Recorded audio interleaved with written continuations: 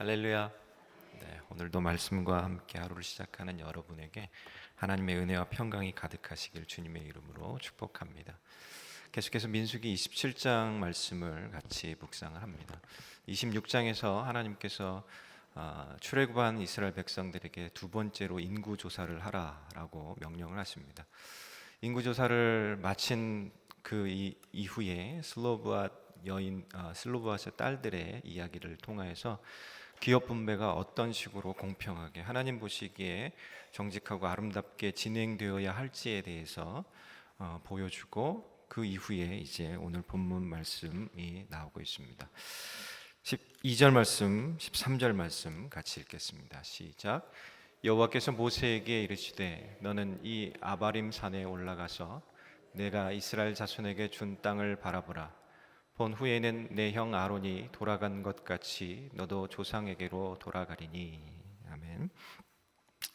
하나님께서 모세에게 명령하십니다. 아바림 산이라고 하는 곳에 올라가서 그 요단강 넘어서 바라보라. 하나님께서 주시고자 약속했던 그 가나안 땅을 바라보라라고 그렇게 명령하십니다.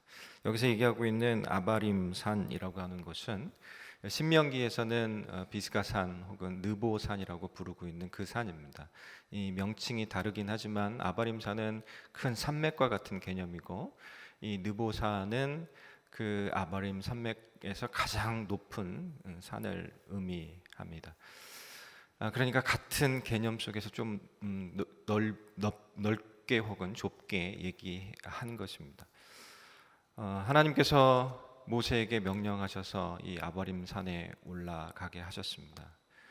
그리고 하시는 말씀이 13절에서 본 후에 내 형 아론이 돌아간 것 같이 너도 조상에게로 돌아가리니 라고 그렇게 말씀하신 겁니다.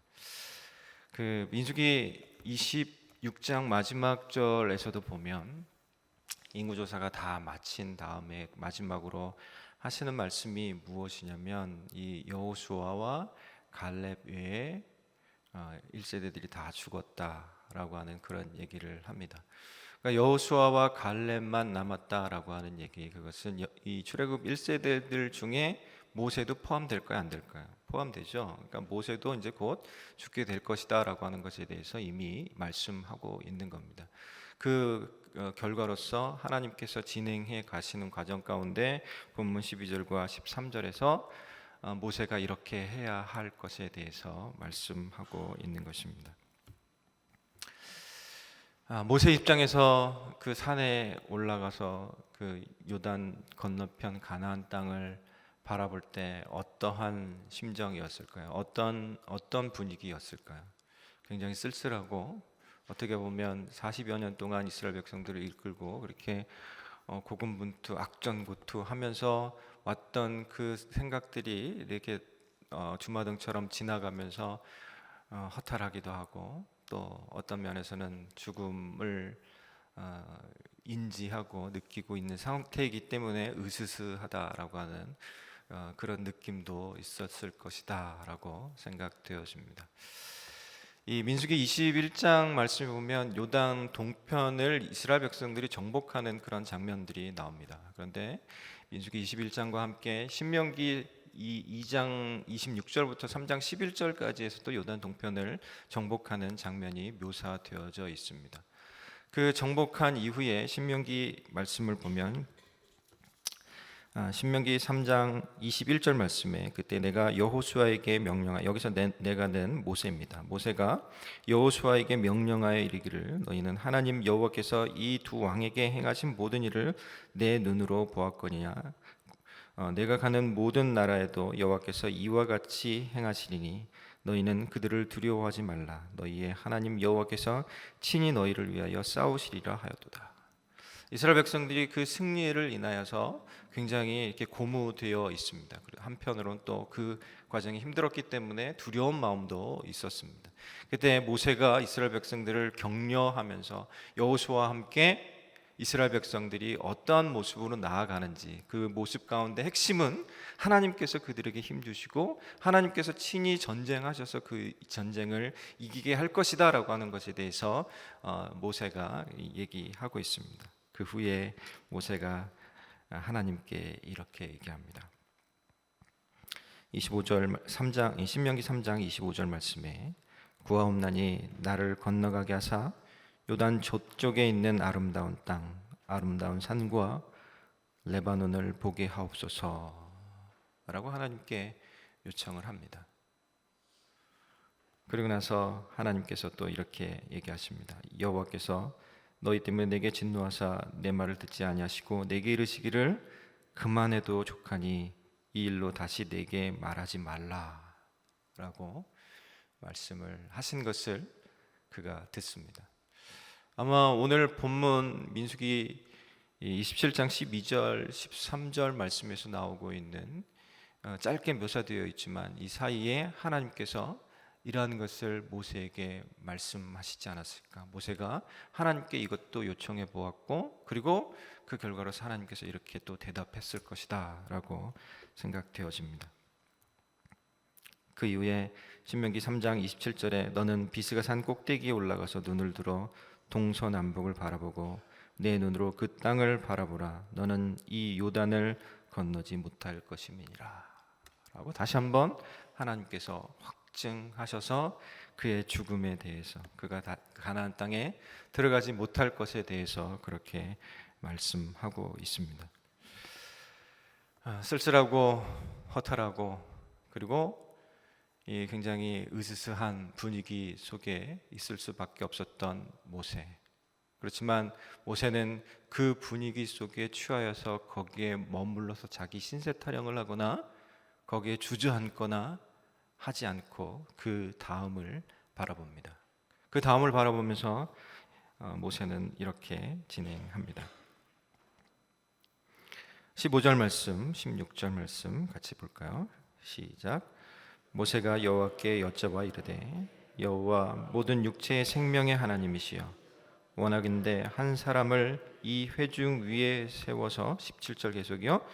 그로 그들 앞에서 출입하며 그들을 인도하여 출입하게 하사 여호와의 회중이 목자 없는 양과 같이 되지 않게 하옵소서. 아멘. 모세는 자기의 죽음만을 생각하지 않았습니다. 오히려 자기 백성들을 생각했습니다. 오히려 하나님의 뜻이 있는 사람들을 생각했습니다. 하나님의 눈길이 머물고 있는 사람들을 생각했습니다. 그리고 그들을 위하여 정말로 필요한 것이 무엇일까 생각하여서 하나님께 또다시 요청하고 있습니다. 제발 살려달라라고 얘기하지 않으시고 저들을 위해서 한 사람을 세워달라라고 그렇게 얘기하고 있습니다. 뒤에서 보면 알 수 있는 것이 이 한 사람은 여호수아를 말합니다. 여호수아를 세우게 됩니다. 모세가 하나님께 한 사람을 세워달라. 그 이유는 이스라엘 백성들이 목자 없는 양과 같기 때문에 그렇습니다. 목자 없는 양들은 제각기 흩어져서 자기들이 무엇을 해야 될지 알지 못하고 어느 길로 가야 할지 알지 못하고 어디로 들어가야 되는지 알지 못하고 자기들이 어떤 행동을 해야 하는지 알지 못하는 상황이기 때문에 저들에게는 반드시 목자가 필요합니다. 그러니 한 사람을 세워주십시오라고 그렇게 요청하고 있는 겁니다. 그래서 하나님께서 이렇게 말씀하십니다. 8절부터 20절까지 말씀 같이 볼까요? 시작. 여호와께서 모세에게 이르시되 눈의 아들 여호수아는 그 안에 영이 머무는 자니 너는 데려다가 그에게 안수하고 그를 제사장 엘르아살과 온 회중 앞에 세우고 그들의 목전에서 그에게 위탁하여 내 존귀를 그에게 돌려 이스라엘 자손의 온 회중을 그에게 복종하게 하라. 아멘. 하나님께서 택하신 리더가 여기 세워지는 것을 볼 수가 있습니다. 그는 여호수아이죠. 여호수아가 왜 하나님께 택함을 받았을까? 그것을 조금 더 넓게 생각해 보면 하나님께서 기뻐하시는 리더는 어떠한 자인가라고 하는 것을 우리가 발견하게 됩니다. 하나님께서 기뻐하시는 리더. 첫 번째는 18절 말씀 상반절에 나오는 것처럼 여호수아는 그 안에 영이 머무는 자니라고 합니다. 성령이 충만한 사람입니다. 리더의 역할은 분별력과 통찰력을 가지고 바른 판단을 하여서 그 팔로워들, 따라오는 사람들, 백성들을 잘 인도해 가야만 합니다. 그것이 그 통찰력과 분별력의 근거가 어디에 있어야 하냐면 성령님께 있어야만 합니다. 하나님께 있어야만 합니다. 하나님이 주시는 판단력과 분별력과 통찰력을 가지고 그 리더십을 발휘하여서 자기 백성들을 이끌고 나가야만 합니다. 왜 그런가 하면 리더십의 가장 중요한 요소는 영향력이기 때문에 그렇겠습니다. 리더를 통해서 많은 영향력들이 발휘되어지기 때문에 그렇습니다. 제가 그 말씀을 준비를 하면서 준비를 할 때 좀 많이 생각을 합니다. 많이 생각을 하고 나서 마지막에 한 2시간 정도를 들여서 이제 막 정리를 하는데요. 어제도 이제 많이 생각하고 새벽 2시에 일어나 가지고 정리를 하기 막 시작했습니다. 열심히 타이핑을 치고 막 이게 자료를 찾아서 이렇게 붙이고 하는 그런 작업을 했습니다.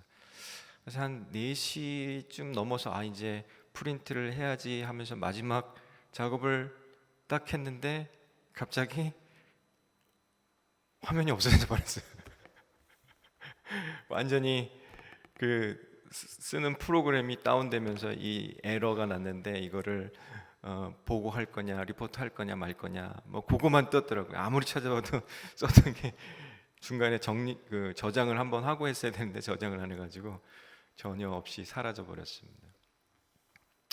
그렇죠. 우리가 컴퓨터를 이렇게 쓸 때에도 이 바이러스라고 하는 것이 있어서 때로는 컴퓨터를 쓰지 못하도록 그렇게 만들어 버리는 경우들이 있습니다. 그때 해결하는 방법이 뭐죠? 백신이라고 하는 것을 가지고 이 컴퓨터를 깨끗하게 클리닝하는 겁니다. 깨끗하게 씻어내는 거예요. 잘못된 거를. 우리 안에 우리의 생각만 가득하면, 우리 안에 자기 중심적인 판단과 자기 중심적으로 분별하고 나름대로의 통찰력만 가지고 있으면 거기에는 버그가 있는 문제가 발생하게 됩니다.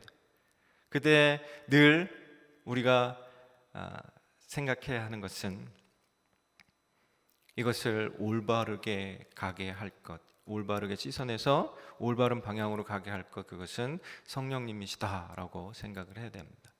R.A. 토레 목사님은 늘 아침에 일어날 때마다 하나님께 기도했답니다. 성령 충만을 위해서 기도했답니다. 성령 충만을 위해서 기도하지 않고 하루를 살면 자기가 어떤 쓸데없는 말, 헛된 말을 할지 모르기 때문에 성령 충만에 대해서 늘 간구하고 기도했다라고 합니다.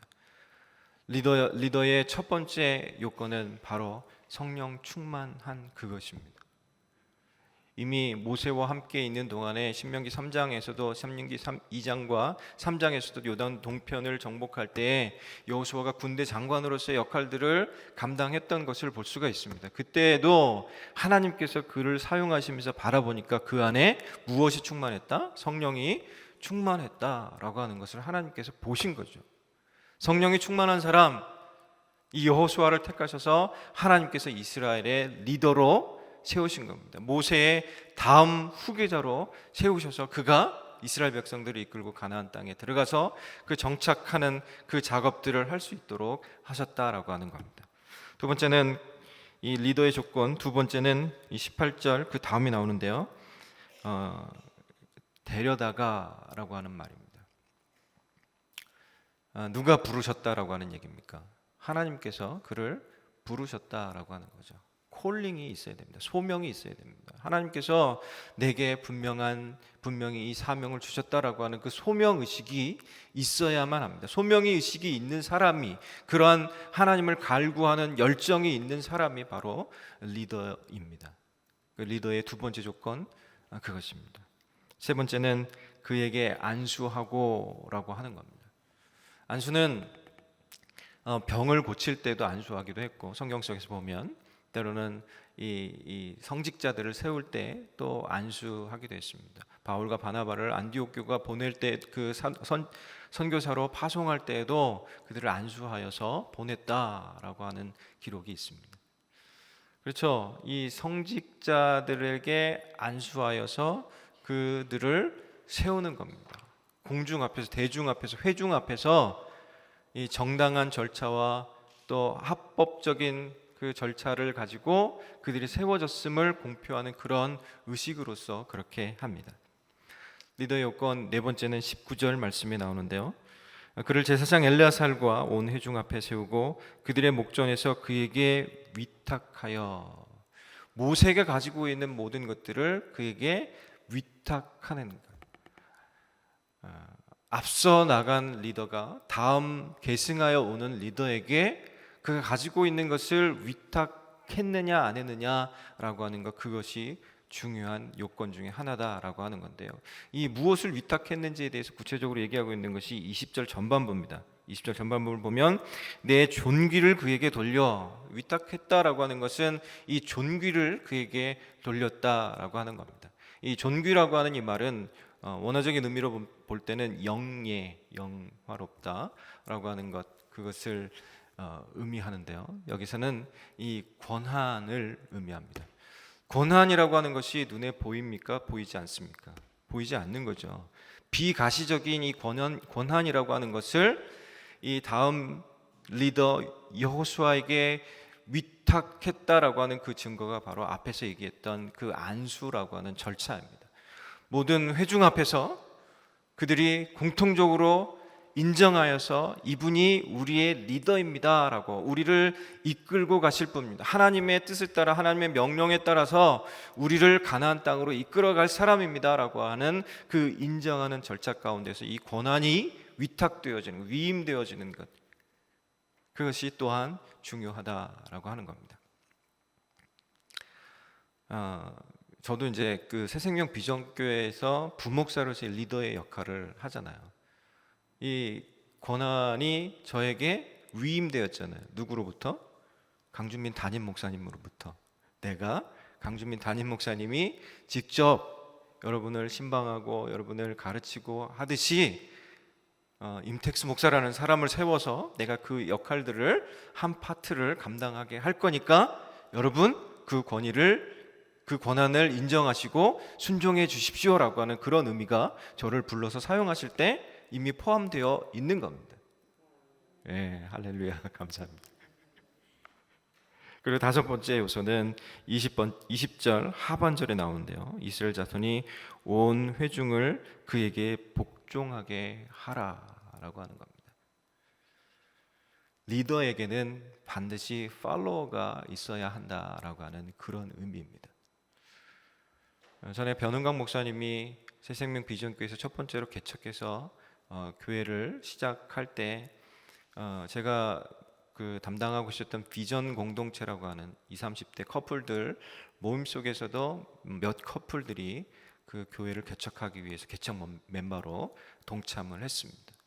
그때 그 동참한 그분들을 보면서 참 보내기 싫었어요, 되게. 그렇지만 그럼에도 불구하고 와서 인사를 하고 또 이렇게 헤어지는 속에서 무슨 얘기를 해줘야 될까를 생각하고 준비했다가 그들이 왔을 때 이렇게 얘기했습니다. 개척 멤버로 당신이 참석하니까 무조건 3년 동안은 이 개척 목사님이 뭐라고 얘기하든지 무조건 오케이 하십시오. 혹시 마음에 안 들거나 조금 더 좋은 방법이 있을 것 같아 보이더라도 무조건 예스 하시고 순종하십시오. 그래야 교회가 세워집니다 라고 그렇게 조언을 했습니다. 아마 그런 분들이 지금도 많이 있는 것 같아요. 계속해서 부흥한다는 소식을 듣는 것을, 물론 변은광 목사님이 잘하고 또 성령이 충만해서 열심히 그 하나님의 그 교회를 잘 키워나간 그런 부분도 있지만 팔로워들도 역시 훌륭했던 것 같습니다. 그렇죠. 이스라엘 백성들 안에서 모세가 후계자로 세워졌을 때에는 반드시 모세를 인정하고 그에게 복종하는, 그에게 팔로워가 되어서 인정하며 따라가는 그런 팔로워들도 있어야만 했다라고 하는 겁니다. 그렇죠? 리더 혼자 아무리 북치고 장구치고 막 돌격 앞으로 하고 막 뛰어다녀도 따라오는 사람 하나도 없으면 그것은 공동체가 될 수가 없는 거죠. 이렇게 리더의 요건 5가지를 함께 보았습니다. 그만큼 이 성경 속에서 교회가 세워지고 하나님의 공동체가 세워질 때에는 이 리더라고 하는 것, 성경 속에서는 목자라고 하는 표현을 많이 쓰죠. 이 목자의 역할이 굉장히 중요합니다. 그런데 이 목자의 역할을 제대로 감당하지 못해서 목자를 통해서 나타나는 역기능적 요소들이 성경 속에서 또 묘사되어지고 있는 것을 볼 수가 있습니다.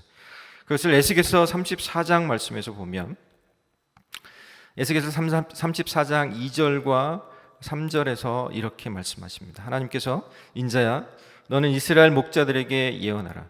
그들 곧 목자들에게 예언하여 이르기를 주 여호와께서 이같이 말씀하시되 자기만 먹는 이스라엘 목자들은 화 있을진저 목자들이 양떼를 먹이는 것이 마땅하지 아니하냐. 너희가 살진 양을 잡아 그 기름을 먹으며 그 털을 입되 양떼는 먹이지 아니하는도다. 이 역기능적 목자는 양들에게 유익을 주기 하는 것이 아니라 자기 배만 배불리는 도적과 같은 자가 되어져 있는 것을 하나님께서 지적합니다. 그리고 또 예레미야서 23장 14절 말씀에서는 또 이렇게 말씀하십니다. 내가 예루살렘 선지자들 가운데도 가증한 일을 보았나니 그들은 간음을 행하며 거짓을 말하며 악을 행하는 자의 손을 강하게 하여 사람으로 그 악에서 돌이킴이 없게 하였은즉 그들은 다 내 앞에서 소돔과 다름이 없고 그 주민은 고모라와 다름이 없느니라. 그들이 간음을 행하고 거짓을 말하고 악을 행하기 때문에 악을 행하는 자들의 손을 더욱 강하게 할 뿐이다. 거짓말하는 자들을 계속 거짓말하게 하고 악을 행하는 자들이 계속 악을 행하도록 놔두는 그런 역할밖에 못하는 그런 목자들이다라고 그렇게 지적하고 경고하고 있습니다. 그만큼 이 목자는 중요합니다. 그만큼 중요하기 때문에 하나님께서 여호수아를 바라보면서 택하여서 그에게 이러한 것이 있고 그래서 이러한 절차를 통해서 백성들 앞에 세워져야 한다라고 그렇게 말씀하고 있는 겁니다. 하나님은 목자 없는 양 같은 저들을 바라보면서 긍휼히 여기십니다. 그리고 올바른 목자가 세워지기를 원하십니다. 그래서 에스겔서 34장 23절에서 이렇게 말씀하십니다. 내가 한 목자를 그들 위에 세워 먹이게 하려니 그는 내 종 다윗이라. 그가 그들을 먹이고 그들의 목자가 될지라. 아멘.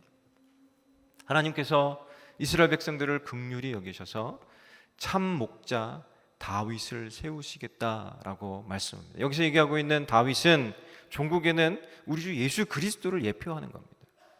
참 목자이신 우리 주 예수 그리스도가 올 수밖에 없었던 것에 대해서 하나님께서 말씀하고 있는 겁니다. 실제로 예수 그리스도께서 이 땅에 오셔서 사역하시는 동안에 마태복음 9장 36절에서 이렇게 얘기하십니다. 무리를 보시고 불쌍히 여기시니 이는 그들이 목자 없는 양과 같이 고생하며 기진하며. 목자 없이 흩어져 고생하고 또 기진하고 있는 그 양들을 바라보시면서 예수님께서 요한복음 10장 11절에서 나는 선한 목자다 라고 말씀하십니다. 친히 목자가 되셔서 우리 주 예수 그리스도께서 양 같은 갈 바를 알지 못하는 우리를 인도해 주시고 또 하나님께서 예비해 놓으신 축복의 길로 걸어가게 하시고 하나님께서 예비해 놓으신 그 가나안으로 하나님 나라를 향하여 나아갈 수 있도록 인도해 주신 줄로 믿습니다. 오늘도 목자이신 우리 주 예수 그리스도를 따라가야만 하는 그 이유입니다. 계속해서 21절 말씀 같이 보겠습니다. 21절 시작. 그는 제사장 엘르아살 앞에 설 것이요 엘르아살은 그를 위하여 우림의 판결로서 여호와 앞에 물을 것이며 그와 온 이스라엘 자손 곧 온 회중은 엘르아살의 말을 따라 나가며 들어올 것이니라. 계속해서 읽겠습니다. 모세가 여호와께서 자기에게 명령하신 대로 하여 여호수아를 데려다가 제사장 엘르아살과 온 회중 앞에 세우고 그에게 안수하여 위탁하되 여호와께서 모세에게 명령하신 대로 하였더라. 모세가 다 지켜 행합니다. 그리고 여호수아가 리더로 계승하여서 세워집니다. 근데 그 앞에 21절에서 엘르아살이라고 하는 제사장의 이름이 등장하고 그 역할에 대해서 또 얘기하고 있습니다. 여호수아를 세우시면서 엘르아살에 대해서 얘기하시고 있습니다. 이후에 여호수아가 이스라엘 백성들을 이끌고 가는 그 장면들을 이렇게 보면 모세는 그 재정이 일치가 되어 있어서 하나님께 제사하는 것과 또 정치를 이스라엘 백성들이 이끌고 가는 것과 이 같이 합니다. 하나님께 직접 나아가서 묻기도 하고 듣기도 하는 그러한 모습으로 이스라엘 백성들을 이끌었습니다. 그러나 이후에는 이 엘르아살이라고 하는 제사장을 통해서 하나님께서 말씀하시고 그리고 제사장을 통해서 주신 그 말씀을 통하여서 여호수아와 이스라엘 백성들이 순종하여 나아가도록 그렇게 만드셨습니다. 하나님, 여러분, 교회는 독재입니까? 민주주의입니까? 교회는 독재예요, 독재. 교회는 하나님 독재예요. 믿습니까? 교회는 하나님 주권 안에 있어야만 합니다. 하나님이 하시고자 하는 대로, 하나님이 계획하신 대로, 하나님이 이끌고 가시는 대로 해야 하는 하나님 독재입니다. 기분 나쁘세요? 기분 좋아야 돼요. 하나님이 다 알아서 해주시니까 얼마나 좋아요. 그렇지만 교회 안에서 사람들이 모여서 교회를 운영할 때에는 그 안에 민주주의가 있어야 됩니다. 하나님께서 여호수아와 또 엘르아살을 이렇게 세우시고 그 기능을 설명하신 것을 통해서 알 수 있는 것처럼 때로는 기능상 그 역할을 나누어서 합의하는 과정들이 필요합니다. 물론 그 기준은 절대 주권자이신 하나님의 말씀을 따라서 하나님의 뜻을 따라서 하나님의 명령을 따라서 그 안에서 민주적이고 합리적인 절차를 따라가야만 하는 것입니다. 교회 안에서 이것이 서 있지 않으면 이 두 가지가 함께 서 있어야만 합니다. 하나님의 말씀에 대한 전적인 신뢰와 복종 그리고 그 하나님의 말씀의 근거에서 합의되어지는 과정들에 대한 적법한 절차 그런 것들이 같이 이루어져야만 교회가 건강하고 교회가 든든하게 세워지는 것입니다. 그렇기 때문에 우리가 조금 더 하나님 앞에서 그리고 공동체 안에서 겸손하고 낮아짐을 통하여서 이것이 균형을 이룰 수 있도록 하는 역할 그것을 한 사람 한 사람이 감당할 수 있기를 간절히 소망합니다. 다시 말씀을 마치려고 하는데요. 다시 앞으로 돌아가겠습니다. 12절과 13절 말씀에서 이 모세가 아비람 산에 올라가서 요단강 저편을 바라보기만 할 뿐이었습니다. 사실은 이 성경 속에서 예수 그리스도의 오시기까지 바라보기만 했던 사람들이 참 많습니다. 아브라함, 이삭, 야곱 그들도 다 바라보기만 할 뿐이었습니다. 바라보기만 할 뿐 예수 그리스도 오신 것을 직접 보지는 못했습니다. 동참하지는 못했습니다. 그럼에도 불구하고 그들이 존경받고 또 그들이 성경 속에서 우리가 따라야 할 리더의 모습일 수 있는 것은 특별히 오늘 본문의 모세가 그럴 수 있는 것은 그가 산꼭대기에서 무언가를 바라보았기 때문에 그렇습니다. 그가 바라본 것이 무엇일까? 제가 이제 그 목장을 개척할 때는 가서 이제 같이 세우는 그래서 말씀을 전하고 그리고 또 세우는 그런 사역을 합니다. 목자를 세우는 사역을 합니다. 그때 이제 설교 중에 늘 사용하는 예화가 있어요. 그 어느 미국 인디안 부족 가운데 다음 리더를 세울 때에는 한 3명 정도를 노미네이트 해가지고 이 산 꼭대기를 보냅니다. 그리고 산 꼭대기에서 거기서만 볼 수 있는 것을 가지고 오라고 얘기합니다. 3명이 올라갔다 내려왔습니다. 첫 번째는 아주 큰 돌을 하나 갖고 온 거예요. 이 돌은 평지에서는 볼 수 없고 산 꼭대기에서만 볼 수 있는 겁니다. 두 번째 사람은 식물 하나를 가져왔습니다. 평지에서는 볼 수 없고 산 꼭대기에서만 볼 수 있는 겁니다. 세 번째 사람은 아무것도 안 가지고 왔습니다. 누가 추장이 됐을까요? 세 번째 사람. 답은 정해져 있죠. 아무것도 안 가져온 사람. 그가 이렇게 얘기합니다. 자기는 산 꼭대기에서 산 너머를 봤습니다. 산 너머를 바라보니까 아름다운 물이 흐르고 강이 흐르고 또 곡창지대가 형성되어 있습니다. 우리가 살기 위해서는, 우리 부족이 살기 위해서는 산을 넘어서 저곳으로 가야만 합니다. 그 제르니모라고 하는 인디안들 속에서는 영웅과 같은 그런 사람의 이야기입니다. 그렇죠. 리더의 역할은 그 다음을 바라보는 거예요. 산 넘어서를 바라보는 겁니다. 꿈 넘어서 꿈을 꾸는 사람입니다. 우리 주 예수 그리스도께서도 십자가에 달리시기 전날 밤에 하나님께 대하여서 얼마나 기도했는지 몰라요. 할 수만 있으면 이 잔을 내게서 옮기시옵소서. 3번 하나님께 기도했죠. 그러나 나의 원대로 마옵시고 아버지의 원대로 되기를 원하나이다. 아버지께서 말씀하시는 것을 듣고 예수님은 십자가를 담당하셨습니다. 왜 그러셨을까요? 예수 그리스도께서 이 땅에 오셔서 그것을 감당하는 것을 통하여 그 다음을 바라보셨기 때문에 그렇습니다.